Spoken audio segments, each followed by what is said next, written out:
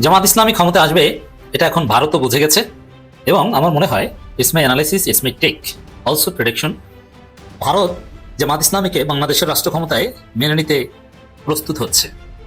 ভারত এখন অ্যানালাইসিস করছে, তাদের থিঙ্ক ট্যাঙ্ক এ বিষয়ে পলিসি প্রণয়ন করছে যে বাংলাদেশে জামাত ইসলামিক ক্ষমতা আসলে, যেহেতু জনগণ এখন জামাতকে ক্ষমতা চায়, বাংলাদেশে জামাত জোয়ার। এবার ভারতীয় এক কূটনীতিককে জামাত আমির এমন জবাব দিয়েছেন, জবাব শুনে থ মেরে গেছে, তার জবান বন্ধ হয়ে গেছে, এরকম অবস্থা।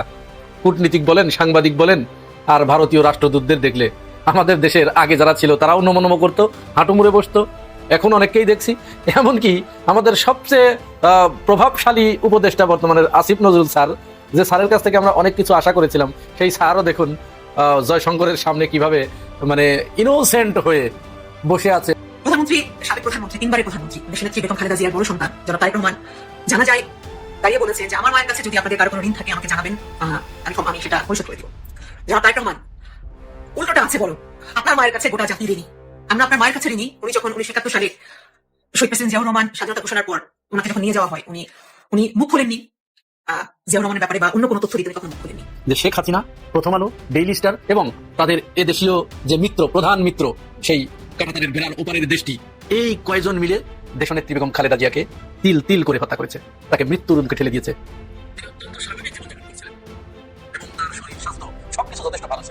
খালেদা ম্যাডামের জানাজার পর, তাকে সমাহিত করবার পর তার আলোচনা বোধহয় শেষ হয়ে যাবার কথা, কিন্তু আলোচনা শেষ হচ্ছে না। বন্ধুরা, আলোচনা, সমালোচনা এবং খালেদা ম্যাডামকে নিয়ে রাজনীতি বাংলাদেশে চলছে।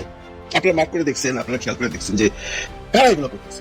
খালেদা জিয়ার মৃত্যু থেকে শেষ পর্যন্ত আওয়ামী লীগ বিরাট সুবিধা নিয়ে নিল, রাজনৈতিক সুবিধা নিয়ে নিল। আওয়ামী লীগ অনেক উপকার হয়েছে। আওয়ামী লীগ রাষ্ট্রের এমনকি আইন লঙ্ঘন করে, সন্ত্রাস বিরোধী আইনের আর্টিকেল লঙ্ঘন করে, সরকারি আদালতের নির্দেশনা লঙ্ঘন করে, নাটকীয়ভাবে আওয়ামী লীগ বিরাট সুবিধা নিয়ে নিল, পলিটিক্যাল সুবিধা। যদি এট এন্ড অফ দ্য ডে এইসব সুবিধা কিছু আসে যায় না, কিন্তু ঘটনা ঘটে গেছে, কেউ বুঝতে পারে, বুঝে ওঠার আগেই ঘটনা ঘটে গেছে। কারা সুযোগ দিল? বিএনপিরও দায় আছে, তারেক রহমানের দায় আছে। প্রথম কথা হচ্ছে, দেখেন আজকে দাড়ি দেখলে আপনার চুলকায়, টুপি দেখলে আপনার চুলকায়, এই চুলকানিটা বন্ধ করেন। কারণ আমাদের মুখে যতটা দাড়ি টুপি আছে, আওয়ামী লীগের, ছাত্রলীগের, যুবলীগের গত 2 বছরে তাদের দাড়ি টুপি আরো অনেক বড়। আপনি ফাইন্ড আউট করতে পারতেছেন না, কারণ আপনার আইন শৃঙ্খলা রক্ষাকারী বাহিনী দাড়ি টুপি দেখলেই মনে করে এরা মৌলবাদ। এটা ওয়াকার একদিকে বিএনপি আর ইন্ডিয়া। ওয়াকার আর দুর্বৃত্ত জেনারেলের লাগবে ঘুমের ভিতর থেকে বাঁচা, ইন্ডিয়ার লাগবে আগের জমিদারি আর বিএনপি লাগবে ক্ষমতা। এই তিন শক্তি এক হয়েছে, একজনকে আরেকজনের লাগবে। ওয়াকারের বিএনপি আর ইন্ডিয়াকে লাগবে, বিএনপির ওয়াকার আর ইন্ডিয়াকে লাগবে, আর ইন্ডিয়ার ওয়াকার আর বিএনপিকে লাগবে। কি মজা! এইটাই হইতেছে বন্দোবস্ত, এদের মধ্যে বন্দোবস্ত হয়ে গেছে। দেশের প্রতি প্রেম দেখাইতে গিয়ে জীবনের বহুত কিছু হারিয়েছে। আপনি আমাদের দেশপ্রেম শেখান। ওই এক মহিলা আছে, কি মেঘনা আলম না কি আলম, এটা সৌদি এক দূতাবাসের কর্মকর্তা তার বাসায় কাজের বুয়া হিসাবে ঢুকেছে। কাজের বুয়া হিসাবে ঢুকে তারপরে ব্ল্যাকমেল করে টাকা পয়সা দেয় না দেখে এখন তার বিরুদ্ধে এক মামলা। এরা তো এগুলি করে না, তারা লোক নিয়ে গিয়েছে। আরেক কাজ হচ্ছে নীলা ইসরাফিল। এই নীলা ইসরাফিল কি করেছে, এই হাসান আরিফ ভদ্র একটা লোক, আমার রাত 3টা 4টা সারা রাত আমার এখন হিস্ট্রিতে আছে, হোয়াটসঅ্যাপ বলে আমার সাথে চ্যালেঞ্জ করতে, আমার হোয়াটসঅ্যাপ আছে। 10 দিন ফোন করলে একদিন করতাম না। এই সারা রাত ভাই আমাকে হাসান আরিফ মেরে ফেলছে, আমাকে হাসান আরিফ লাগাইতে চায়, আমাকে হাসান আরিফের সিভিল জোর করে লাগাইতে চায়, এই তার খালি লাগাইতেই চায়। এরপরে সে তুষার করে লাগাইতে চায়।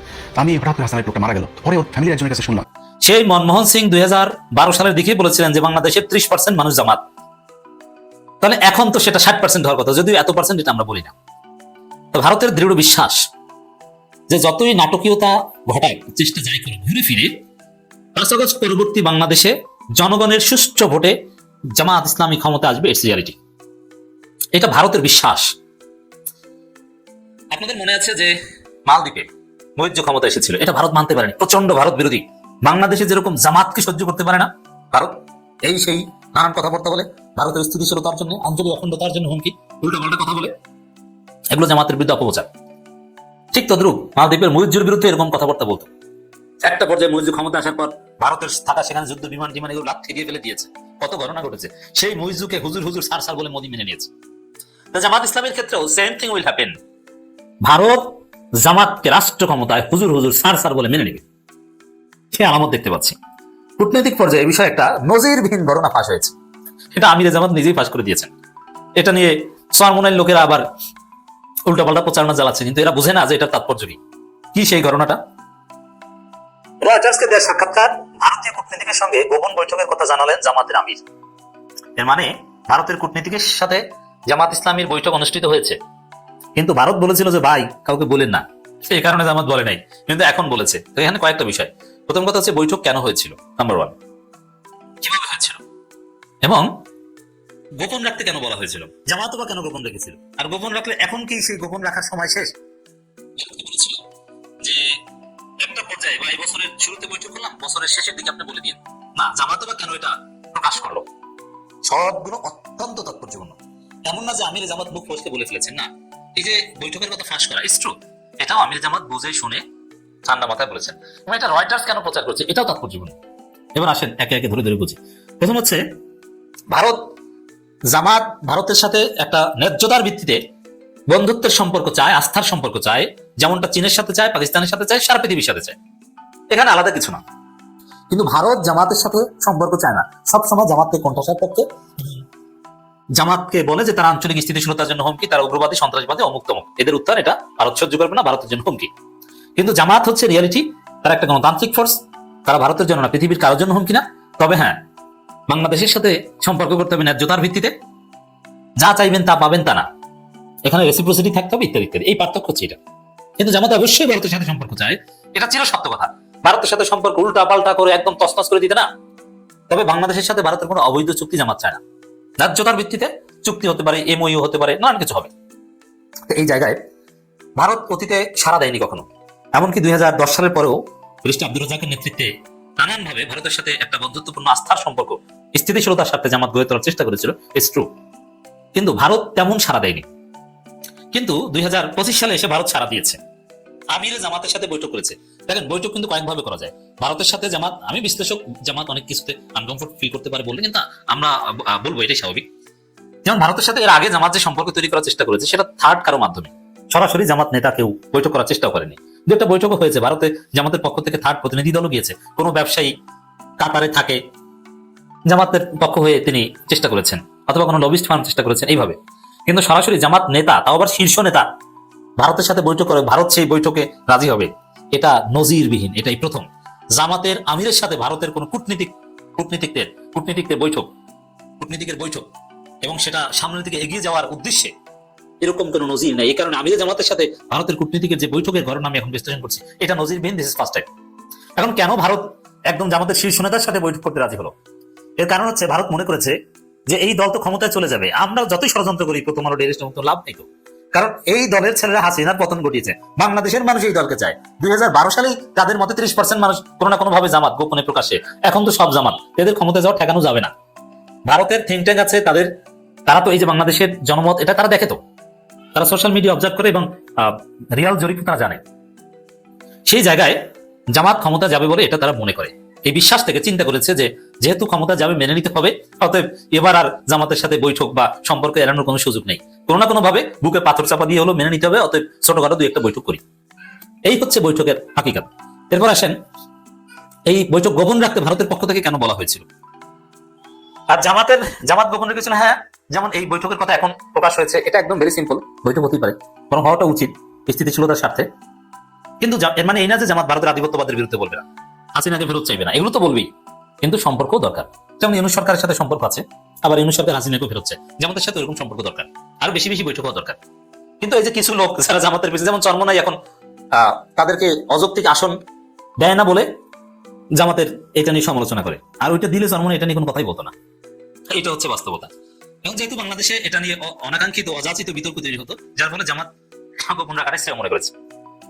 কিন্তু এখন এটা প্রকাশ করেছে কেন? এখন যেহেতু একদম ক্ষমতার কাছাকাছি, নির্বাচনের কাছাকাছি, এখন এটা পুরো জাতি বা বিশ্বকে অবহিত করা দরকার যে জামাত ক্ষমতা আসলে সবার সাথেই সম্পর্ক থাকবে, সবাই জামাতকে মেনে নিতে প্রস্তুত আছে।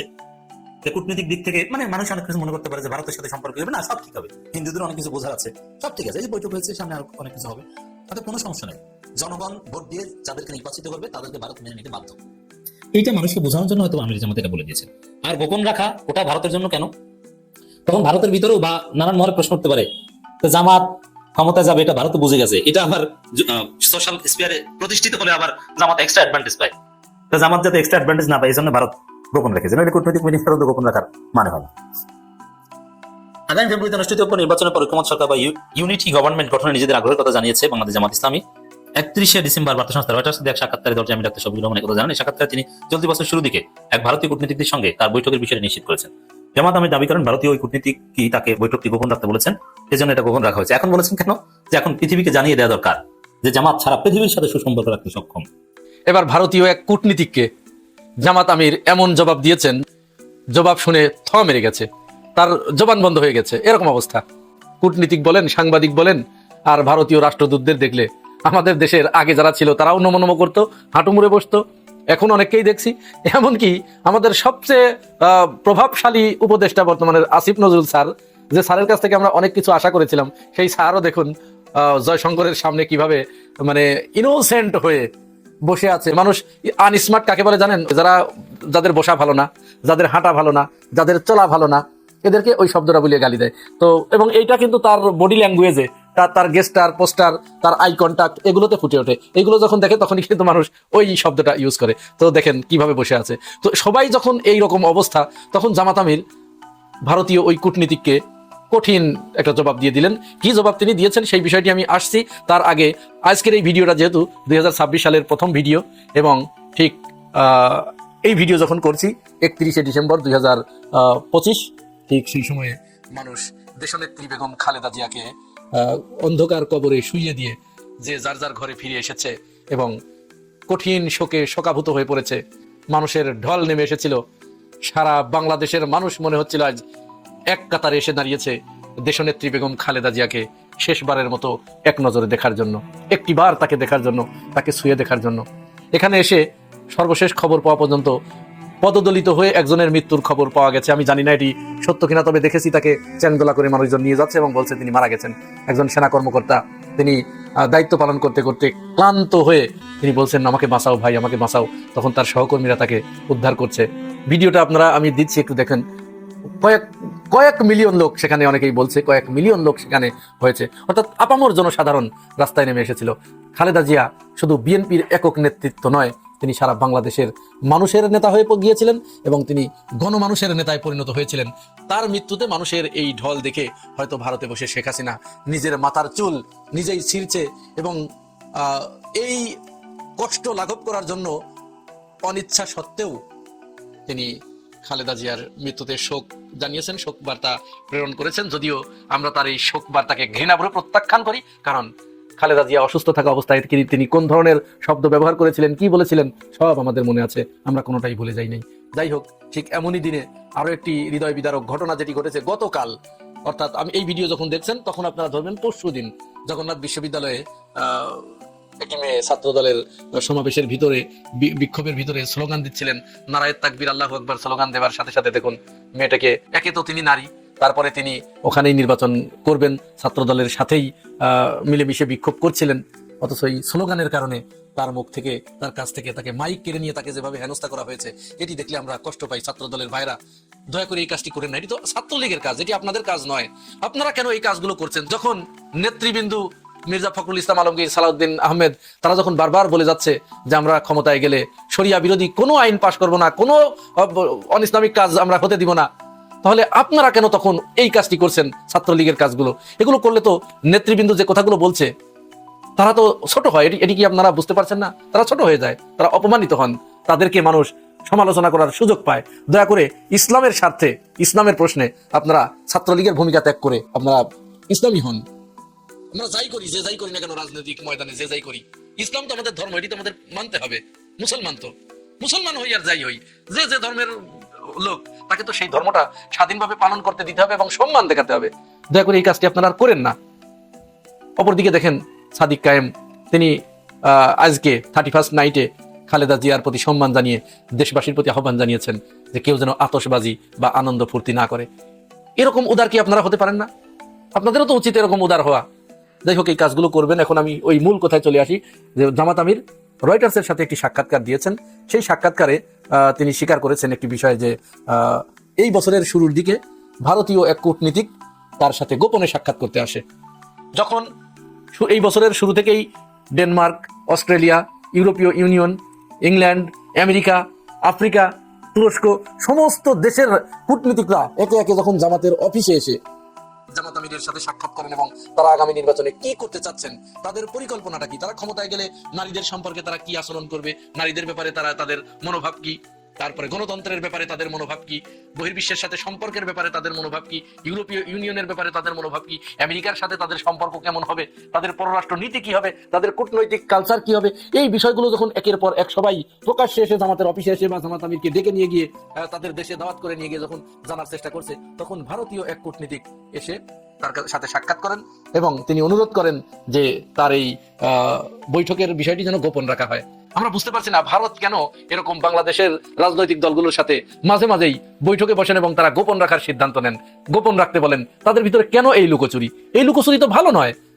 তো তাদের এই মনোভাবের উচিত জবাব দিয়েছেন জামাত আমির। তিনি বলেছেন, আমি দিয়ে দিচ্ছি এখানে দেখুন, জামাত আমির বলেছেন যে বিশ্বের সমস্ত কূটনীতিকরা বাংলাদেশের সাথে ভালো সম্পর্ক চায় এবং প্রকাশ্যে তারা বৈঠক করছেন, কূটনৈতিক তৎপরতা চালাচ্ছেন।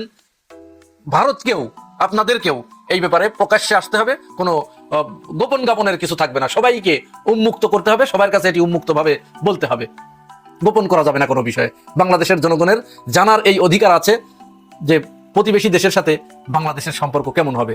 জামাত আমির আরো স্মার্টলি বলেছেন যে আমরা কখনোই চাই না আমাদের প্রতিবেশী দেশের সাথে সম্পর্ক নষ্ট হোক। অবশ্যই এটি একেবারে সত্য কথা বলেছেন, আমরা তো চাই না প্রতিবেশী দেশের সাথে আমাদের সম্পর্ক খারাপ যাবে কেন, কিন্তু প্রতিবেশীকে তো সেই দায়িত্ব পালন করতে হবে, প্রতিবেশীর দায়িত্ব পালন করতে হবে। তবেই না, সম্পর্ক তো শুধু একপাক্ষিক হয় না। এক পক্ষ কি সম্পর্ক টিকে রাখতে পারে? পারে না। তো সম্পর্ক টিকে রাখতে হলে দুই পক্ষকেই সমানভাবে এগিয়ে আসতে হয়। আপনি আমাকে বলবেন যে আপনি সম্পর্ক ভালো রাখেন, আর ভিতরে ভিতরে আপনি আমার দেশের সমস্ত অপরাধীদেরকে আপনি সেখানে ঠাঁই দিবেন, তাদেরকে সেখানে লালন পালন করবেন, আমার দেশে সমস্ত অপকর্মগুলো উস্কে দিবেন সেখান থেকে। এইগুলো তো হয় না, এইভাবে তো সম্পর্ক টেকে না। সেই কথাটি জামাত আমির পরিষ্কার করে তাকে বলে দিয়েছেন যে এটি হবে না, গোপন রাখা যাবে না, সবকিছু উন্মুক্ত করে দিতে হবে, সবাই জানবে, সবাই দেখবে, আপনার দেশও জানবে, আমার দেশও জানবে। আমরা পারস্পরিক সম্পর্কের ভিত্তিতেই এগিয়ে যেতে চাই এবং আমরা এখানে বসবাস করতে চাই। চমৎকার স্মার্টলি জবাব দিয়েছেন। কিন্তু দুঃখের বিষয় হচ্ছে একদল স্বার্থান্বেষী মহল এই জামাত আমিরের এই সাক্ষাৎকারের এই কথাটাকে তারা ফটোকার্ড বানিয়ে, বিশেষ করে ডিবিসির একটা ফটোকার্ড দেখলাম আমরা, সেটা ব্যাপকভাবে ভাইরাল করার চেষ্টা করছে এবং প্রচার করছে যে ভারতীয় কূটনীতিকের সাথে জামাতের গোপন বৈঠক, জামাত আমিরের গোপন বৈঠক, এটি বলে তারা অন্য মেসেজ দিতে চাচ্ছেন। এখানে আসলে অন্য কোনো কিছু ভুল বোঝার সুযোগ নাই। আমি প্রমাণ তো আপনাদেরকে দিয়েই দিলাম জামাত আমির কি বলেছেন এবং বৈঠক হয়েছে, রয়টার্সের সাথে এই সাক্ষাৎকারে তিনি স্বীকারও করেছেন। সুতরাং এই অপপ্রচার বা গুজব চালিয়ে খুব বেশি লাভ নাই। আমরা আসলে সত্যতা জানতে চাই। সংবাদ মাধ্যমের কাছে আমাদের অনুরোধ থাকবে, দয়া করে আপনারা আমাদেরকে গুজব শোনাবেন না, আমাদেরকে ভুল শোনাবেন না, ভুল নিউজ আমাদেরকে দিবেন না। আমাদের কাছে আপনারা সঠিক তথ্য দিবেন, সঠিক তথ্যের ভিত্তিতে যেন আমরা যারা সাধারণ নাগরিক আছি তারা সঠিক সিদ্ধান্তটা নিতে পারি। কারো কোনো ঋণ থাকে আমাকে জানাবেন, আমি সেটা পরিশোধ করে দিব। জনাব তারেক রহমান, উল্টোটা আছে, বরং আপনার মায়ের কাছে গোটা জাতি ঋণী। আমরা আপনার মায়ের কাছে ঋণী। উনি যখন 1971 সালে শহীদ প্রেসিডেন্ট জিয়াউর রহমান স্বাধীনতা ঘোষণার পর ওনাকে যখন নিয়ে যাওয়া হয়, উনি মুখ খোলেননি জিয়াউর রহমানের ব্যাপারে বা অন্য কোনো তথ্য দিতে উনি কখনো মুখ খোলেননি। আমরা ওনার কাছে ঋণী যখন জিয়াউর রহমান শহীদ হলেন, এরপরেও উনি একজন গৃহবধূ থেকে অসীম দৃঢ়তা, আপোষহীনতা, সাহসের সাথে রাজপথে স্বৈরাচারকে মোকাবেলা করেছেন। অন্যরা যখন হাত মিলিয়েছে, আপনার মা তখন স্রোতের উল্টো দিকে ঘুরে স্বৈরাচারের মুখোমুখি দাঁড়িয়ে লড়াই করেছেন। জেল জুলুম এগুলো উনি পরিণতি বরণ করেছেন, এরপরে উনি পিছু হটেননি। আমরা আপনার মায়ের কাছে ঋণী, উনি যখন 11 সরকারের মুখেও উনি যখন দেশ ছাড়েননি। আমরা আপনার মায়ের কাছে ঋণী, উনি যখন এরপরে অসংখ্যবার সুযোগ থাকা সত্ত্বেও নিজের সন্তানদের জীবন স্যাক্রিফাইস করেছেন। আমরা আপনার মায়ের কাছে ঋণী, উনি যখন আরাফাত রহমান কোকোর লাশ গ্রহণ করলেন দেশে বসে, তারপরেও বিদেশে যেতে রাজি হননি। আমরা আপনার মায়ের কাছে ঋণী, উনি যখন লন্ডনে ঘুরতে গেলেন আপনার কাছে সাথে, তারপরে উনি জানতেন যে দেশে ফিরলে ওনাকে জেল জুলুম এগুলি বরণ করতে হবে, এরপরে উনি দেশের মানুষের জন্য শুধুমাত্র জেল জীবন বেছে নিয়েছেন। আমরা আপনার মায়ের কাছে এরকম অসংখ্য ভাবে ঋণী।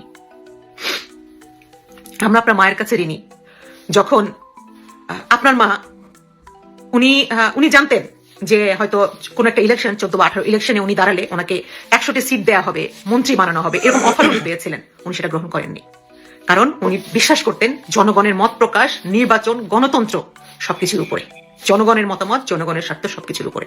আমরা আপনার মায়ের কাছে ঋণী, উনি যখন মুখোমুখি দাঁড়িয়ে বলেছিলেন যে বিদেশে আমাদের কোনো প্রভু নেই, আমাদের বন্ধু আছে। উনি বারবার যখন বলেছেন এই দেশটা, এই দেশের করিডোর, এই দেশের কোনো কিছুই আমরা বিদেশিদের হাতে ছাড়তে দিব না। উনি যখন বারবার যে কোনো গণহত্যা, পিলখানা গণহত্যা, শাপলা চত্বরের হত্যা, এরকম সব ধরনের গণহত্যার বিরুদ্ধে উনি দাঁড়িয়ে প্রতিবাদ করেছেন। আমরা সবকিছুর জন্য আপনার মায়ের কাছে ঋণী। আমরা ওনাকে কোনো প্রতিদান দিতে পারিনি, কিন্তু আজকের ওনার জানা যায় দেশে যে 1.5 কোটির মতো জনসাধারণ শুধুমাত্র ভালোবাসার জন্য উপস্থিত ছিল। আমরা শুধু আশা করবো আল্লাহ তাআলা যেন এই জিনিসটাকে আল্লাহ তাআলা যেন এর বিনিময়ে, এই দোয়ার বিনিময়ে আল্লাহ তাআলা যেন ওনার কবরের আযাব মাফ করে দেন, ওনাকে যেন জান্নাতের খুব ভালো একটা জায়গায় স্থান দেন, ওনার ভুল ত্রুটি ছোটখাটো যাই থাকুক আল্লাহ যেন ক্ষমা করে দেন। আমরা আপনাদের কাছে ঋণী। যেন তারেক রহমান ভেঙে পড়বেন না, আমরা দেশবাসী আপনার সাথে আছি। খালেদা ম্যাডামের জানাজার পর, তাকে সমাহিত করবার পর তার আলোচনা বোধহয় শেষ হয়ে যাবার কথা, কিন্তু আলোচনা শেষ হচ্ছে না বন্ধুরা। আলোচনা, সমালোচনা এবং খালেদা ম্যাডামকে নিয়ে রাজনীতি বাংলাদেশে চলছে। আপনারা মার্ক করে দেখছেন, আপনারা খেয়াল করে দেখছেন যে কারা এগুলো করতেছে। খালেদা ম্যাডামের মৃত্যু কবে হয়েছিল, কোন দিন হয়েছিল, কেন জানানো হলো না, কেন দেরি করে জানানো হলো, কেন তারেক রহমানের জন্য ওয়েট করা হলো, কেন আগে ডিক্লারেশন দেওয়া হলো না, এগুলো নিয়ে বিস্তর আলোচনা আজকে 2 দিন যাবৎ হচ্ছে। এবং আমি বলতে বাধ্য হচ্ছি যে বিএনপির যারা অ্যাক্টিভিস্ট আছেন তারা এগুলো নিয়ে বেশি আলোচনা সমালোচনা করছেন। এখন দেখেন দুর্মুখরা তো অনেক ধরনের কথা বলবে, হ্যাঁ, অনেক ধরনের মন্তব্য গিয়ে ফেসবুক, ইনস্টাগ্রামে বা ইউটিউবে করে থাকে। সেই মন্তব্যগুলোকে পিক আপ করে করে করে করে এই বিএনপির যারা অ্যাক্টিভিস্ট আছে তারা সেই মন্তব্য পড়ে পড়ে মানুষের কি মন্তব্য মানুষকে মনে করায় দিতেছে। আপনারা একটু খেয়াল করে দেখেন যে যারা বিএনপির অ্যাক্টিভিস্ট মানে আমাদের ভার্চুয়াল মিডিয়াতে আছে তারাই কিন্তু বেশি কথা বলছেন যে কেন এই কথা বলা হচ্ছে, কেন এই কথা বলা হচ্ছে। আমার কথা হলো যে আমাকে যদি কেউ গালি দেয়, আমি যদি সেটা শুনে চুপ করে থাকি সেটা ভালো, নাকি আমি আবার রাষ্ট্র করে বলবো যে আমাকে ওকে গালি দিছে, এই কারণে গালি দিছে, যারা জানতো না তারাও জানলো। রাজনীতি চলছে, খালেদা ম্যাডামকে নিয়ে রাজনীতি চলছে। এটা যে কতদিন চলবে এটা একমাত্র আল্লাহ তাআলাই জানে। দেখেন নতুন রাজনীতি শুরু করছে ওনারা, এই অ্যাক্টিভিস্টরাই। আচ্ছা, তাহলে কি এই বিএনপির সাথে আওয়ামী লীগের সমঝোতা হয়ে গেছে? কারণ আওয়ামী লীগের প্রধান শেখ হাসিনা বেশ ভালো ভালো কিছু মন্তব্য করেছেন এই খালেদা ম্যাডামের মৃত্যুর পর। উনি আপসীর নেত্রী বলেছেন, বাংলাদেশের প্রথম প্রধানমন্ত্রী মানে মেয়ে প্রধানমন্ত্রী হিসেবে, মহিলা প্রধানমন্ত্রী হিসেবে স্বীকৃতি দিয়েছেন। এগুলো ওনারা ফলো করে বলছেন। ওনারা এইটাও ফলো করে বলছেন, দেখেন আজকে জয়শঙ্কর এসছে বাংলাদেশের সাথে ভারতের সম্পর্ককে একটা নতুন মাত্রায় নিয়ে যাবার জন্য। এবং এইটাও বলতেছে যে জয়শঙ্কর যেহেতু আসছে সেহেতু পাকিস্তানের পররাষ্ট্রমন্ত্রী সাহেব আসেন নাই, ওনারা স্পিকারকে পাঠিয়ে দিচ্ছেন। ভাই, স্পিকারের কি দাম আছে? স্পিকারের কোনো ভ্যালু আছে? কেন আসে নাই যে এখানে জয়শঙ্কর আসতেছে? কারণ জয়শঙ্করের সাথে বিএনপির একটা ভালো সমঝোতা হবে। এখন ভারত বলতে চাচ্ছে যে আমরা আর আওয়ামী লীগের সাথে নাই, আমরা আওয়ামী লীগকে বহুদিন করছি, এখন তুমি হলো প্রধানমন্ত্রী, মানে সম্ভাব্য প্রধানমন্ত্রী, মানে তারেক রহমান সম্ভাব্য প্রধানমন্ত্রী, তার সাথে একটা সুদৃঢ় সম্পর্ক গড়বার জন্য ভারত সহ পৃথিবীর মানে আমাদের দেশের আশেপাশে, পৃথিবীর তো কেউ আসে নাই, পৃথিবীর বিভিন্ন বড় বড় নেতারা তাদের বার্তা পাঠিয়েছেন, কিন্তু আমাদের পার্শ্ববর্তী রাষ্ট্রের প্রধানগুলা মানে বার্তা নিয়ে পররাষ্ট্রমন্ত্রী লেভেলের অনেকে আসছেন। সবাই আসছেন কেন? সবাই আসছেন তারা ধরে নিয়েছেন সম্ভাব্য প্রধানমন্ত্রী তারেক রহমানের সাথে একটা সুসম্পর্ক গড়বার জন্য। আচ্ছা বন্ধুরা, আজকে কি এই সমস্ত আলোচনা করবার কোনো সময়? বলেন তো। খালেদা ম্যাডাম মাত্র শায়িত হয়েছেন, 2-3টা দিন যাক। আমাদের দেশে এখনো তো শোক দিবস চলছে, 3 দিন তো শোক দিবসই চলছে। এখন মানুষ তো এটা জানে রে ভাই যে ওনার মতো একজন নেত্রী যখন মারা গেলেন বা অন্তর্ধান করলেন, যিনি বাংলাদেশের পরপর 3বারের প্রধানমন্ত্রী এবং যিনি বাংলাদেশের একজন রাষ্ট্রপতির ওয়াইফ ছিলেন, উনি বাংলাদেশের একজন বিরোধী দলীয় নেত্রী ছিলেন বহুবার, ওনার মৃত্যুতে আসাটাই তো স্বাভাবিক। এবং এইটাই তো একটা চিরাচরিত নিয়ম যে এমন কোনো মানুষ যখন এই দেহত্যাগ করেন তখন পার্শ্ববর্তী দেশের রাষ্ট্রপ্রধানরা শোকবার্তা পাঠায় এবং কোনো দূতকে পাঠায় চিঠি সম্মত দিয়ে। এটা তো একটা চিরাচরিত নিয়ম। এইটাকে নিয়ে এত রাজনীতি করবার কি আছে? কেন জয়শঙ্কর আসার পরে ইসলামদার আসলো না? কেন আইসে তারা এখন মিটিং করতেছে এই সময় যে বাংলাদেশের সম্ভাব্য প্রধানমন্ত্রী তারেক রহমানের সাথে সবাই একটা সুসম্পর্ক করবার জন্য? না ভাই, এগুলো কোনো ব্যাপার না। সবাই এসছে খালেদা ম্যাডামের প্রতি রেসপেক্ট জানাতে, বিকজ খালেদা জিয়া এমন একজন প্রধানমন্ত্রী ছিলেন বা এমন একজন নেত্রী ছিলেন যাকে বহু মানুষ ভালোবাসে। যে আওয়ামী লীগ করে তাও অনেক গিয়ে খবর নিয়ে দেখবেন, আওয়ামী লীগ করে বা জামাত করে বা চরমনের পীর সাহেবের দল করে, তারাও কিন্তু বেগম জিয়াকে ভালোবাসতেন। কারণ তার মতো এমন ভদ্র মার্জিত প্রধানমন্ত্রী বাংলাদেশে এর আগে আসেনি। আমরা যে যেভাবেই বলি, ওনার একটা গ্রহণযোগ্যতা ছিল। রাজনৈতিকভাবে কোন দেশের সাথে কোন সম্পর্ক ছিল, ভারতের সাথে তার কি সম্পর্ক ছিল, সেগুলো এখন মূল প্রতিপাদ্য বিষয় নয়। এখন উনি অন্তর্ধান করেছেন, এখন যে কোনো রাষ্ট্রেরই দায়িত্ব বা কর্তব্য তার প্রতি শ্রদ্ধা নিবেদন করা। সেই শ্রদ্ধা নিবেদন করতে যারা এসছেন তাদের মধ্যে আলোচ্য তো দুজনই, একজন পাকিস্তান, একজন ইন্ডিয়া। এখন আমরা কিন্তু কেউ ওই মালদ্বীপের কে এসছে উনি কি বলেছেন সেটা নিয়ে আলোচনা করছি না, নেপালের কে এসছেন বা শ্রীলঙ্কার কে এসছেন সেগুলো নিয়ে আলোচনা করছি না।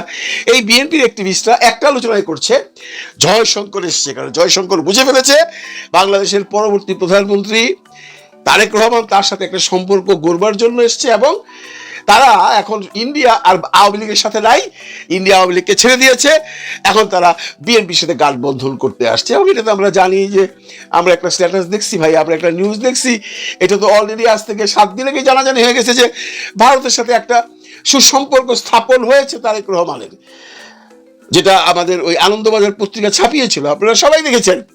এটা নতুন করে আজকে বলবার তো কোনো কারণ নেই জনাব। যারা বলছেন, যারা বিএনপি অ্যাক্টিভিস্ট আছেন, আজকে বলার দরকার আছে। আজকে আমরা সারাদিন আলোচনা করব বেগম জিয়ার অতীত কর্মকাণ্ড নিয়ে, উনি কি কি ভালো কাজ করে গেছেন, উনি দেশকে কতটুকু ভালোবাসতেন, ওনার আত্মজীবনী নিয়ে আজকে কথা বলবার কথা।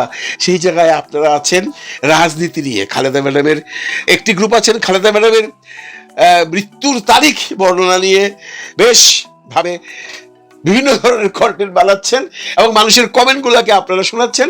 আরেকজন আছেন, উনি বলছেন বা বুঝাতে চাচ্ছেন যে বাংলাদেশের রাজনৈতিক পরিস্থিতি টোটাল পাল্টে গেছে এবং সমস্ত বিশ্বের বড় বড় নেতারা বাংলাদেশে আসছেন, এসে তারেক রহমানের সাথে একটা সৌহার্দ্য সম্পর্ক করতে চাচ্ছেন। এখানে খালেদা ম্যাডাম যে মারা গেছেন তার প্রতি যে রেসপেক্ট দেখানো হচ্ছে, যে সমস্ত রাষ্ট্রের বিভিন্ন উইং থেকে যারা এসছেন, সেটা মুখ্য বিষয় নয়। মুখ্য বিষয় হলো এইখানে ওনারা এসছেন পরবর্তী প্রধানমন্ত্রীর সাথে কিভাবে কি নেগোসিয়েশন করা যায়, কিভাবে ভবিষ্যতের রাজনীতিকে এগিয়ে নিয়ে যাওয়া যায়, এইগুলো নিয়ে। মানুষকে দোষ দিয়ে লাভ নেই, মানুষ বিভিন্ন কমেন্টসে গিয়ে বিভিন্ন কথা লিখবেন, সেগুলোকে পাত্তা না দিলেই হয়। কিন্তু না, আপনারা সেইগুলোকে পিক করে করে করে করে করে করে কন্টেন্ট বানিয়ে আরো মানুষকে জানিয়ে দিচ্ছেন যারা জানতো না, যারা ইন্টারেস্টেড নন। বাংলাদেশের অনেক মানুষ আছে যারা এই সমস্ত ফেসবুক, ইনস্টাগ্রাম, ইউটিউব দেখে না, অনেক বিরাট সংখ্যক মানুষ আছে, তারা কিন্তু এইটাই জানে খালেদা ম্যাডাম 30 তারিখে মারা গেছে। কিন্তু আপনারা বিভিন্ন কন্টেন্ট বানিয়ে মানুষকে মনে করিয়ে দিচ্ছেন খালেদা ম্যাডাম কবে মারা গেছে, কবে তার ভেন্টিলেশন খোলা হয়েছে, কবে তারেক রহমান এসছে, এগুলো বলে বলে যারা জানতো না তাদেরকেও জানিয়ে দিচ্ছেন। দয়া করে এগুলো বন্ধ করুন। আজকের দিনে অন্তত আরেকটা দিন আছে, আজকে আর কালকে খালেদা ম্যাডামকে নিয়ে আলোচনা করুন, রাজনীতি বন্ধ করুন। লাশ নিয়ে রাজনীতি করা আল্লাহ তাআলাও পছন্দ করেন না। 2026 সালের নির্বাচনে জামাত বিজয়ের জন্য জামাতের হাতে 2টা তুরুপের তাস আছে। 2টা তুরুপের তাস নিয়ে কথা বলবো আজকের এই ভিডিওতে। 2টা তুরুপের তাস কি সেটা জানার জন্য আগ্রহ নিশ্চয়ই আপনাদের বেড়ে গিয়েছে, কারণ দেশের ভিতরে এখন জামাত একটা ভাব বা স্লোগান চলছে সব জায়গায়। অফিস, আদালত, ব্যাংক, বিমায়, চায়ের দোকান, রিক্সা ড্রাইভার, প্লেনের পাইলট থেকে শুরু করে সকল জায়গায় জামাত একটা কথা এখন রব উঠে এসেছে। তো সেই জায়গায় আমি বলবো বিজয়ের জন্য যে 2টা তুরুপের তাস আছে জামাতের হাতে, সেই 2টা তুরুপের তাস নিয়ে কিছু কথা বলছি আপনাদেরকে। 71-এর মুক্তিযুদ্ধে জামাত নিয়ে বিতর্ক করার সুযোগ পেয়েছে 54 বছর আওয়ামী লীগ, বিএনপি, জাতীয় পার্টি, সবকটা দল। 71 সালে জামাত বাংলাদেশের স্বাধীনতার পক্ষে ছিলেন না, দ্বিখণ্ডিত না হয়ে 2টা মুসলিম দেশ একসাথে থাকুক তার পক্ষে ছিলেন। কিন্তু মানুষের রক্তপাত করেছে, মানুষের ক্ষয়ক্ষতি করেছে, নারী দর্শন করেছে, এইগুলা অ্যাড করে দেওয়া হয়েছে 71-এর পরে 72, 73, 74 সালে এসে তাদের নামের সাথে এগুলা ঢুকিয়ে দেওয়া হয়েছে। কিন্তু বাস্তবতায় কিন্তু সেইভাবে জামাতের কোনো শীর্ষ নেতা এই ধরনের অপরাধের সাথে জড়িত না। পাকিস্তানের আর্মিরা বা পাকিস্তানের লোকেরা সেখানে কিছু খারাপ কাজ করেছে, সেখানে বিহারিরা পাকিস্তানিদের সহযোগী হিসাবে কিছু খারাপ কাজে জড়িত আছে, কিন্তু জামাতের যা শীর্ষস্থানীয় নেতা তারা কোথাও নাই।